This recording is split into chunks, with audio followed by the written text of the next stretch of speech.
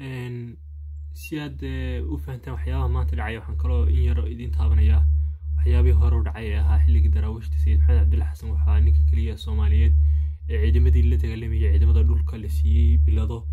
ciidamadii dhulka kaliya ma hayn waxay kala hayeen ciidamadii cirka waa kan gaashaan la sare oo la dhigi jiray Macquarie oo ciidamada boqortooyada Ingiriiska ciidamada cirka oo markaa duqeymihii ka geysanay gobolka Taleex iyo gobolka Ahleey Sool ee magaalada Taleex iyo sidoo kale deegaamada ku hareeraysan iyo sidoo kale gobolka Sanaag magaalada Jiidari sidoo kale magaalada maxay la dhigi jiray Midhashi magaalada Badan qalcadii ku yaalay oo dhan ka duqeeyeen dayuuraduhu oo markaa iyaga laftikooda la siiyay biladaha sidoo kale taa kaliya ma ahay dhulka iyo ciidamada cirka ma kaliya ma ahay waa sidoo kale ciidamada badda waxa iyagana ka mid ahaa hadii ay ku run yahay ninkan oo la dhigi jiray HS Private Army ah oo ciidamada badda u shaqeyn jiray oo ka mid ahaa shaqaalihii ku soo xidhay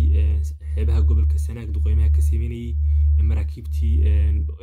qoradu lahayd la socday marka iyaguna duqeymaha ka geysanay waqooyiga dhinaca bariga waqooyi bari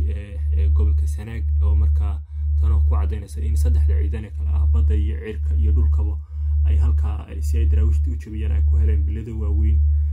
inta kaliya ma aha dadka jabinayay daraawishta marka la dagaalamay waxay dad kala midaba kala diina kala afa oo xulafa ah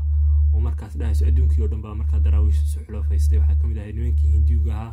oo marka iyaga laftikooda biladaha la siiyay waxa kamid ah nimankii cadaanka Kristiyaanka ah iyo sidoo kale dadkii Soomaaliyeed ee iyaguna la dagaalamayay Sayid Maxamed Cabdulla Xasan ee diinta Islaamka sheeganay marka dad kala diina oo diinta Kristiyaanka iyo Hindiga iyo diinta Islaamka iyo qayb aan diin bahaysan oo ka yimi laga keenay South Africa iyo qaybo Kenya laga keenay oo dadka madowga King African Rifles la dhigi jiray iyaguna joogay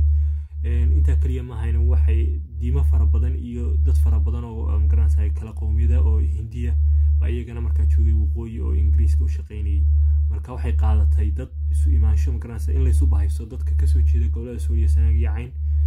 in la isu soo bahaysto oo dad kala duwan ay soo bahaystaan jabintoodana lagu siiyay abaalgud fara badan iyo sidoo kale bilado fara badan waxa kamid ah biladaha ciidamada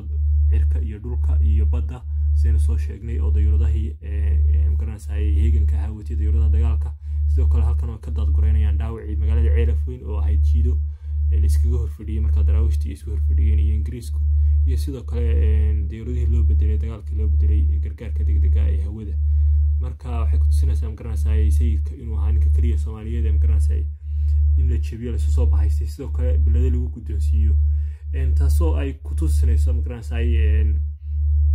dagaalkii Gooja Cadde la soo bahaystay qabiilada faraha badan ay soo bahaysteen inuu waxaan wax cusub ayna ahayn garansay wixii dadkii la sameeyay cusbaa iyo isbahaysigii loo aaday Itoobiya xabashida ee loo aaday Oromada iyo wixii la dhigi jiray urur Soomaali uuna ahayn wax cusub sidaas la mid ah sayidka la soo bahaystay oo marka ay daraawishtu soo bahaysteen dad kala diina iyo kala midaba oo kala ah marka waxaanu maaha waxa dhacay waa wax cusub oo soo jireena oo loo baahan yahay dadka deegaanada Soomaaliya Sanaag iyo Cayn ka soo jeeda inay fahmaan qofku inuu fahmo taariikhda shalay tagtay wuxuu garan karaa maanta meel uu marayo